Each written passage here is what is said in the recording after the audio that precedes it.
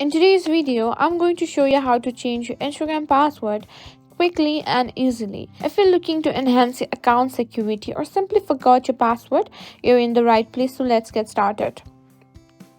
First things first, open the Instagram app on your smartphone.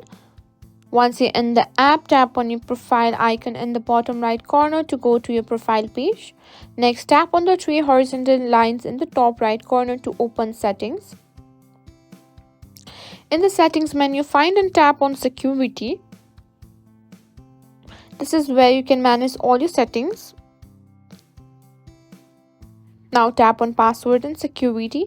Here you can change password. You'll be prompted to enter your current password followed by your new password. First, enter your current password over here. Then type in your new password. Remember to create a strong password that includes a mix of uppercase and lowercase letters, numbers, and special characters for added security. Once you filled in the fields, tap on change password. Your password will now be updated.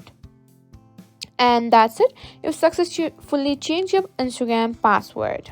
If you found this video helpful, don't forget to like, share, and subscribe to our channel.